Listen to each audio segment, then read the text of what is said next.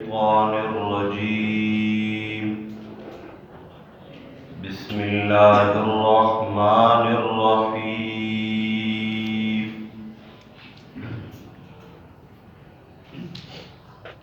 ولا يبدين زينتهن إلا لبعولتهن أو آبائهن أو آباء بعولتهن أو أبنائهن أو أبناء بعولتهن أو إخوانهن. الآية. صدق الله مولانا العظيم. سورۃ النور 18واں پارہ آیت نمبر 31 کا دوسرا نصف، اس کا ترجمہ انشاءاللہ العزیز عرض کرنا ہے. گزشتہ درس کا خلاصہ آپ کے ذہن میں ہوگا کہ اللہ نے مردوں کے بعد مومنہ عورتوں کو کچھ احکامات دیے تھے کہ وہ اپنی نگاہیں جھکا کے رکھیں اور اپنی شرمگاہوں کی حفاظت کریں، اور باہر نکلتے ہوئے اپنی چادریں اور پردہ مکمل رکھیں تاکہ اپنی زیب و زینت کسی بھی غیر محرم مرد پر ظاہر نہ کریں. یہ کل کا درس تھا. اور اس آیت کے اگلے حصے میں اللہ نے ان محارم کا ذکر کیا جن سے عورت کو پردہ لازم نہیں ہے. ان کے سامنے وہ اپنی زیبائش اور زینت اور اپنا سنگار ظاہر کر سکتی ہے، لیکن اس زینت اور سنگار کا مقصد کیا ہے پہلے یہ سمجھ لیں. اپنا چہرہ، سر کے کچھ بال ہو گئے، گردن، کان، ہاتھ اور پاؤں، یہ مراد ہے. اس کے علاوہ باقی جو بدن ہے، گردن کے نیچے سینہ، پیٹ، پیٹھ، رانے، ٹانگیں، یہ ساری پردہ ہے. اور یہ حصہ عورت سوائے اپنے شوہر کے کسی کے سامنے ظاہر نہیں کر سکتی، باامر مجبوری طبیب کے سامنے، لیکن وہ مجبوری ہے جس کے بغیر چارہ نہ ہو. باقی یہ جن محارم کا آگے ذکر آ رہا ہے، ان سے اس جسم کا پردہ بھی لازم ہے.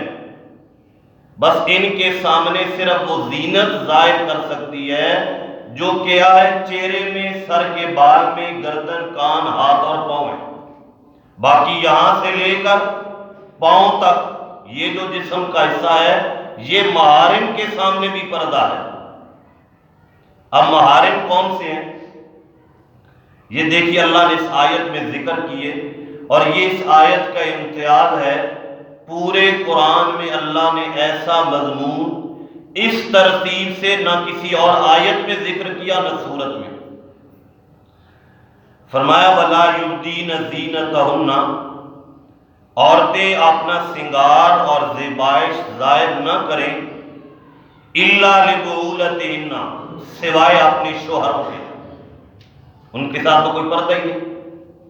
نمبر 2، آبائہن، اپنے باپ سے بھی پردہ نہ کرے. میں نے پہلے عرض کیا پردہ نہ کرنے کا مقصد صرف چہرہ، سر، گردن، یہ چیزیں نہ چھپائے، باقی پردہ ہے باپ سے بھی. او آباء بعولتہن، یا اپنے شوہر کے باپ سے یعنی اپنے سسر سے بھی پردہ نہ کرے. او ابنائہن، اپنے بیٹوں سے بھی پردہ نہ کرے.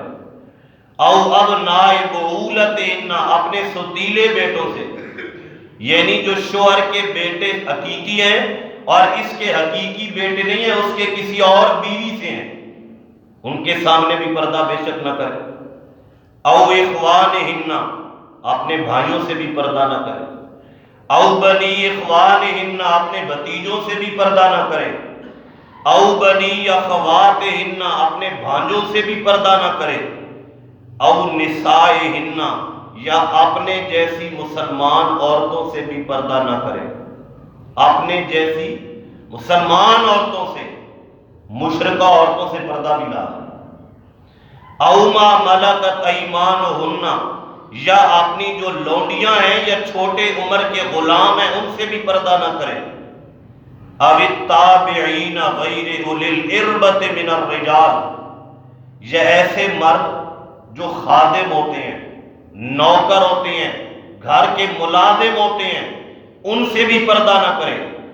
لیکن ان ملازموں سے وہ ملازم مراد ہیں جو عورتوں کے بھید اور سطر سے واقف نہ ہو، بھولے بھالے ہوں، چھوٹی عمر کے، یا ایسے ہو جنہیں عورتوں میں کوئی دلچسپی نہیں، ورنہ اگر نوکر اور ملازم بھی ٹھیک ٹھاک ہے تو اس سے بھی پردہ فرض ہے۔ او الطفل الذین لم یظہروا علی عورات النساء، اور ان بچوں سے بھی پردہ لازم نہیں ہے جو ابھی بالکل چھوٹے ہیں، بلوغت کی حد تک نہیں پہنچے اور انہیں ابھی عورتوں کے معاملات کا علم نہیں ہے، ان سے بھی پردہ نہ کرے۔ تو یہ اللہ نے محارم بیان کیے جن سے عورت پردہ نہیں کر سکتی، لیکن آپ نے یہ محارم سنے، اس میں نہ چچا کا ذکر آیا نہ ماموں کا ذکر آیا، ان کا مسئلہ الگ ہے۔ چچا اور ماموں سے پردہ لازم ہے یا نہیں؟ تو ان سے پردہ تو نہیں ہے اس طرح جس طرح غیر محرم سے ہے، لیکن علماء نے اس کی وضاحت یہ بھی کی ہے ساتھ کہ چونکہ اللہ نے اس آیت میں انہیں ذکر نہیں کیا تو ان سے پردہ تو لازم نہیں، لیکن جب چچا اور ماموں کے سامنے آئے تو اپنی اوڑھنی اور دوپٹہ نہ اتارے، دوپٹہ ان سے بھی بہرحال لازم رکھے۔ کیوں؟ تاکہ یہ چچا اور ماموں جا کر اپنی اولاد کے سامنے اس کا حلیہ ذکر نہ کرے، تو ان سے بھی لازم ہے اگرچہ پردہ نہ کرے، لیکن پھر بھی پردہ نہ کرنے کا مطلب یہ نہیں کہ اپنا دوپٹہ گلے میں ڈال کے چچا اور ماموں کو ملنے آ جائے، ایسے بھی نہ کرے۔ اور اس آیت میں اللہ نے نہ دیور کا ذکر کیا، نہ بہنوئی کا ذکر کیا، نہ چچا زاد بھائی کا ذکر کیا، نہ ماموں زاد بھائی کا ذکر کیا، نہ خالہ زاد بھائی کا ذکر کیا۔ ان سے پردہ فرض ہے جنہیں ہم اپنے گھر کا فرض سمجھتے ہیں، حالانکہ ان سے کوئی اطمینان ہی نہیں ہے۔ اللہ کے رسول نے جب عورتوں کو پردے کا حکم دیا تو مردوں نے سوال کیا، کیا عورت اپنے شوہر کے بھائی یعنی دیور کے سامنے جا سکتی ہے؟ آپ نے فرمایا الخمر موت، کیا پوچھ رہے ہو، دیور تو موت ہے، اس سے پردہ کیوں نہیں لازم ہے؟ وہ تو سرے سے موت ہے، موت، اس سے تو ہر وقت سابقہ پڑا ہوا ہے، ہر وقت آنا جانا ہے، اس سے تو پردہ اوروں سے زیادہ لازم اور فرض ہے۔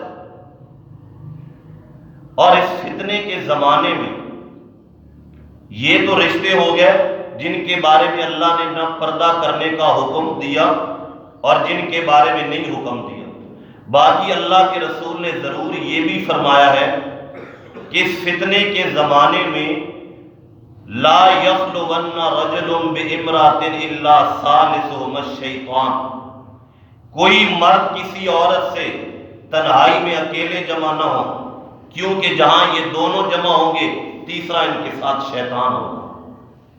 اور آپ نے یہ بھی فرمایا ہے کہ میری امت آخری زمانے میں بگڑ جائے گی، فساد ہوگا، اور وہ فساد کیا ہے؟ آپ نے فرمایا یہود و نصارہ کی طرح فساد اور بگاڑ ہوگا۔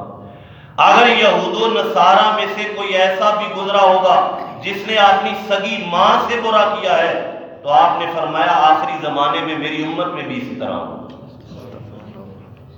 اور میں مسجد میں بیٹھا ہوں، قرآن سامنے رکھ کے بیٹھا ہوں، اس مسند میں جو ہم لوگ بیٹھے ہیں، لوگ آ کر پوچھتے ہیں، ہم نے اپنے اساتذہ سے، اپنے علماء سے ایسی چیزیں کہ اگر بندہ وہ سنے تو بندہ حیران رہ جائے۔ لوگ ان سے مسئلے پوچھنے آتے ہیں، ماں بیٹے کے رشتے کا تقدس نہیں، بھائی اور بہن کے رشتے کا کوئی تقدس نہیں، شوہر اور بہو کے رشتے کا تقدس تو آپ کے سامنے ہے، وہ تو پہلے سے پامال ہو چکا ہے۔ تو آپ نے فرمایا آخری زمانے میں جو بگاڑ اور فساد کا زمانہ ہے، اپنی سگی ماں کو بھی کوئی معاف نہیں کرے گا، پھر پیچھے کوئی چیز بچ جاتی ہے۔ اس وجہ سے اس زمانے میں کوئی کسی کے ساتھ خلوت میں وہ نہ ملاقات کرے اور دونوں جمع نہ ہو۔ بہت بگاڑ کا زمانہ ہے، فساد کا زمانہ ہے۔ اللہ کے رسول نے تو یہ بھی فرمایا کہ یہ تو شرعی احکام ہے بامر مجبوری، ان کے بغیر تو چارہ ہے کوئی نہیں۔ ورنہ ایک آدمی نے اللہ کے رسول سے سوال کیا کہ میں کن سے پردہ کروں اور کن سے نہ کروں؟ آپ نے فرمایا اللہ نے قرآن میں ذکر کر دیا ان عورتوں سے جو غیر محرم اور اجنبیہ ان سے پردہ کرو۔ یا رسول اللہ میں پوچھنا یہ چاہتا ہوں کہ میں اپنی شرمگاہ کن کے سامنے کھول سکتا ہوں؟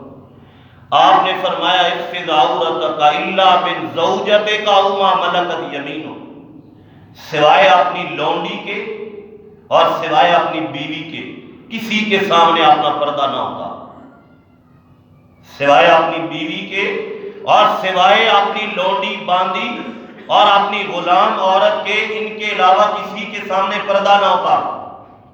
اس آدمی نے سوال کیا کہ افرأیت، آپ کا کیا خیال ہے اگر میں اکیلا ہوں تنہائی میں، کوئی اور ہے ہی نہیں، تو میں اپنا پردہ اتار سکتا ہوں؟ آپ تو فرما رہے ہیں سوائے بیوی کے اور سوائے اپنی لونڈی کے اپنا پردہ نہ اتار، کیا تنہائی میں بھی اپنا پردہ نہ اتاروں؟ تو آپ نے کیا جواب دیا؟ فرمایا فاللہ احق ان یستحییٰ منہ، اللہ زیادہ حق رکھتا ہے کہ اس سے حیا اور شرم کی جائے۔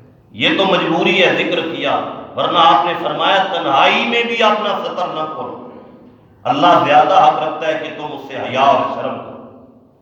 اللہ سے ہم زیادہ حیا اور شرم کے لائق ہیں، بامر مجبوری یہ آپ نے اجازت دی، ورنہ میری ماں اما عائشہ فرماتی ہیں کہ ما رأیت او نظرت، فرمایا کہ میں نے اللہ کے محبوب پیغمبر کی محبوب زوجہ ہیں، آپ کی بیوی ہیں، فرمایا میں نے پوری زندگی آپ کی شرمگاہ کو نہیں دیکھا، حالانکہ میاں بیوی کرے گا، اور یہاں کیا ہے؟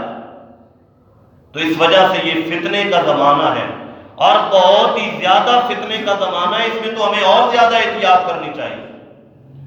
اور اس آیت میں ایک آخری چیز بھی ذکر کرتا جاؤں، ہجڑے اور مخنث کا مسئلہ بھی نہیں مذکور ہے، ان سے کیا کرنا چاہیے؟ یہ بھی تو ایک بات ہے کہ جو خسرے آ جاتے ہیں، مخنث ہیں، ہجڑے ہیں، ان کا کیا حکم ہے؟ جو مردوں کی مشابہت ہیں یا جو ان چیزوں سے واقف ہے مرد اور عورت کے تعلقات سے، انہیں اپنے گھروں میں نہ آنے دیا کریں۔ حضرت ام سلمہ رضی اللہ تعالیٰ عنہ فرماتی ہیں ایک دن اللہ کے رسول میرے حجرے اور میرے گھر میں موجود تھے، ایک مخنث تھا، ہجڑا، وہ ہمارے گھر میں آیا کرتا تھا، اور ہم تو سمجھتے تھے کہ اسے تو کوئی پتہ ہی نہیں ہے عورتوں کے معاملات کا، ان چیزوں کا اسے خبر ہی نہیں اور علم ہی نہیں، ہم اس سے مطمئن تھے، وہ آتا جاتا تھا۔ ایک دن اللہ کے رسول میرے گھر میں موجود تھے تو وہ ہجڑا بھی آ گیا، اور میرے بھائی یعنی آپ کے سالے اور ام سلمہ کے بھائی عبداللہ سے کہنے لگا عبداللہ اگر اللہ کل طائف کی بستی آپ کو فتح کر کے دے دینا تو انی ادلک علی ابنۃ غیلان، میں تجھے غیلان کی ایک لڑکی بتاؤں گا نا، اس سے شادی کرنا۔ اتنی خبر اسے تھی کہ طائف کی بستی اگر اللہ تجھے فتح کر کے دے دے گا تو میں غیلان کی ایک لڑکی تجھے بتاؤں گا، اس سے شادی کرنا۔ کیوں؟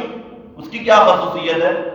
فَإِنَّهَا تُقْبِلُ بِأَرْبَعٍ وَتُدْبِرُ بِثَمَانٍ، وہ جب آگے سے آتی ہے نا، اس کے سینے سے 4 بٹ ہوتے ہیں کپڑوں کے، اور جب پیچھے مڑ کے جاتی ہے تو پچھواڑے پہ وہ 8 ہو جاتے ہیں۔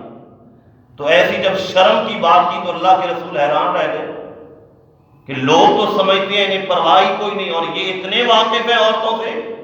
آپ نے اس دن کے بعد ہدایت کی ام سلمہ لا يدخلن علیکم، آئندہ یہ خبیث تمہارے پاس نہ آنے پائے، جو عورتوں کے معاملات سے اتنے مداخلت رکھتے ہیں کہ یہ عبداللہ کو کہہ رہا ہے کس عورت سے شادی کرنا، کیونکہ اس میں یہ خوبی ہے، اس کے سینے کا ابھار اچھا ہے، اس کی پچھلی جانب ایسے ہے۔